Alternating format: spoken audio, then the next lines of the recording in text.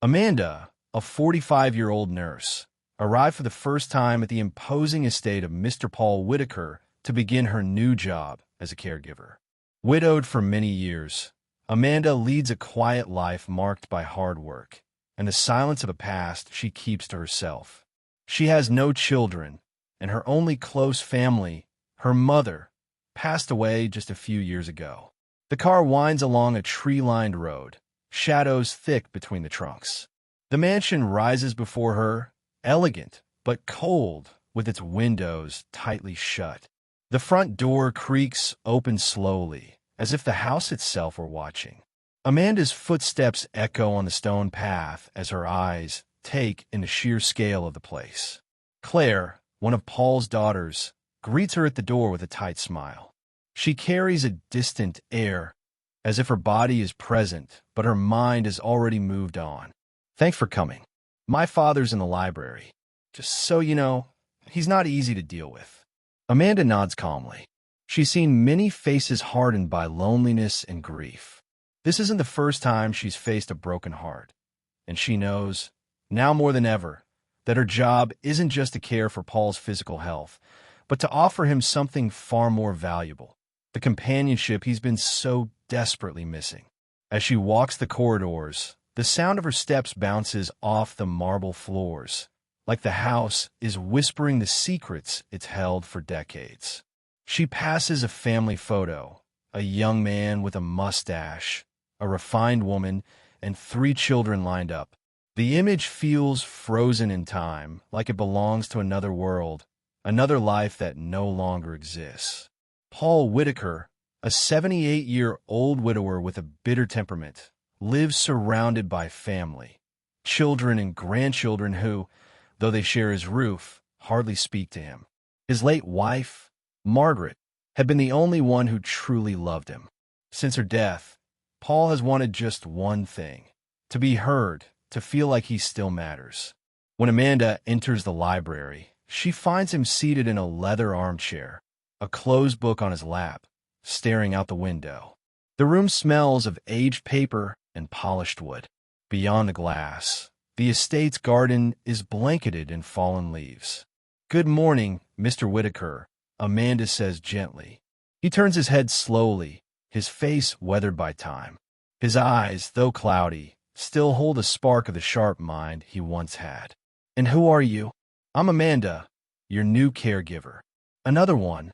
I've lost count." They all leave. "I'm not in a hurry," Amanda replies with a small smile.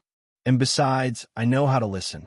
She steps closer and places her hand gently on the table in front of him, a gesture of closeness. Paul's eyes soften, if only for a moment. Despite his aloof manner, something inside him responds to Amanda's presence. There's a flicker of recognition, like his soul, though dimmed, remembers what it feels like to be seen. Amanda checks his vitals, blood pressure, pulse. But during these simple daily routines, she speaks to him like a human being. "How are you feeling today, Mr. Whitaker?" "Like an old piece of furniture. Everyone sees me, but no one hears me." Amanda smiles, with a kindness he doesn't expect. "Well, old furniture tends to be cherished. And you can be heard, too." Paul lifts his gaze. For the first time in months, someone has spoken to him with warmth. The solitude that's gripped him for years begins to crack, just a little. A small shift, but a meaningful one.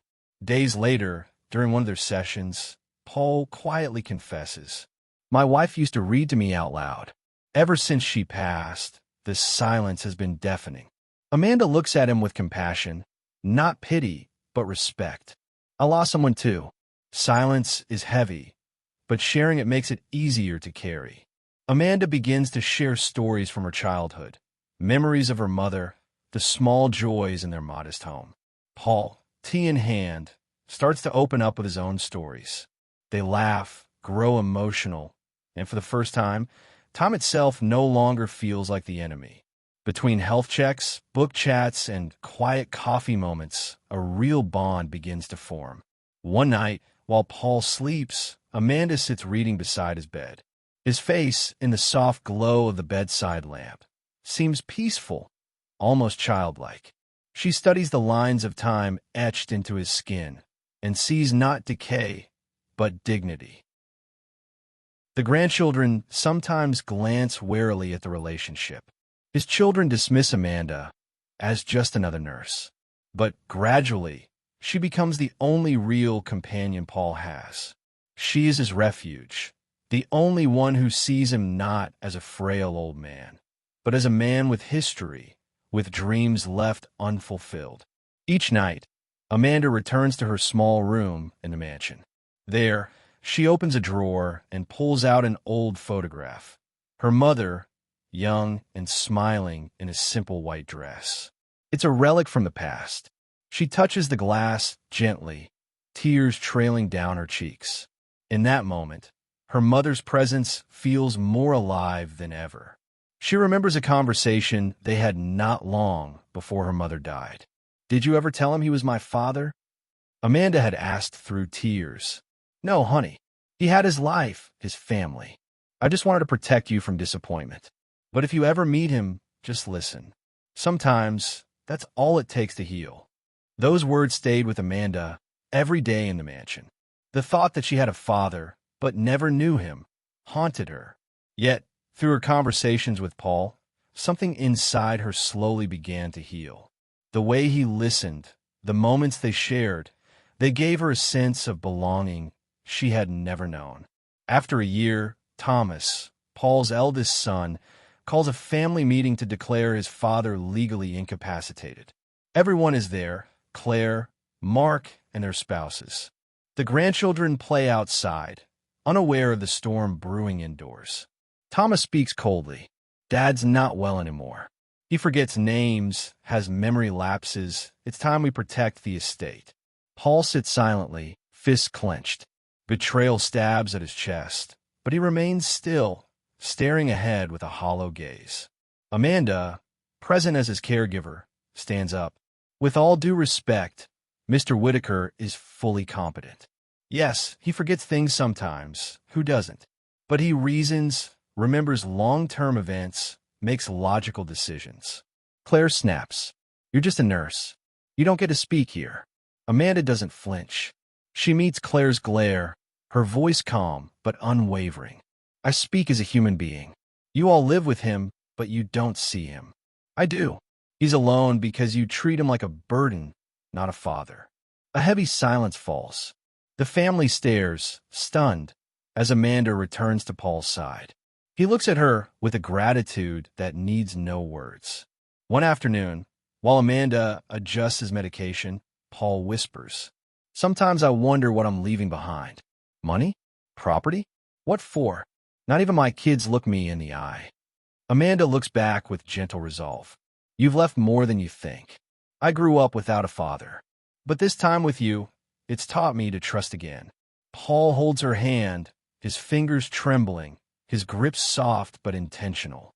"Thank you for seeing me as a man, not a bank." Amanda is overwhelmed, but those words are everything. What she gave Paul can't be measured.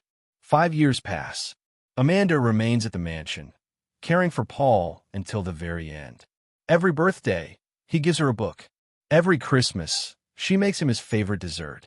Between them, something unspoken grows, a bond, not labeled but real. And on a cold winter morning, Paul dies peacefully in his bed, while Amanda reads to him softly.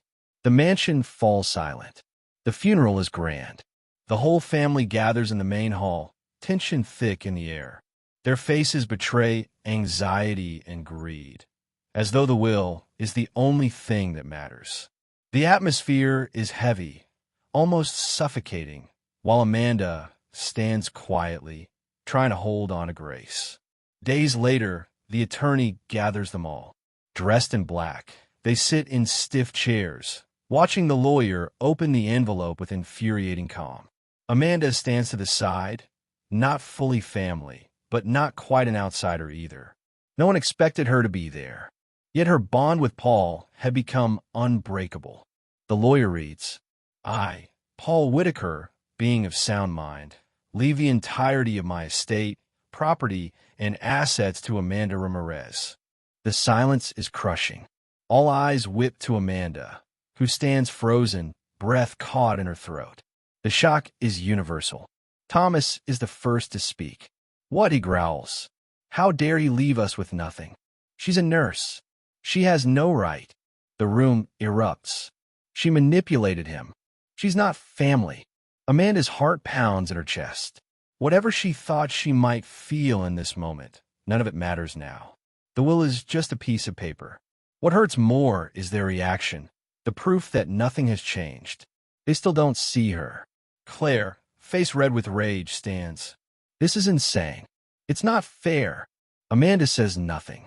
The truth has already been spoken.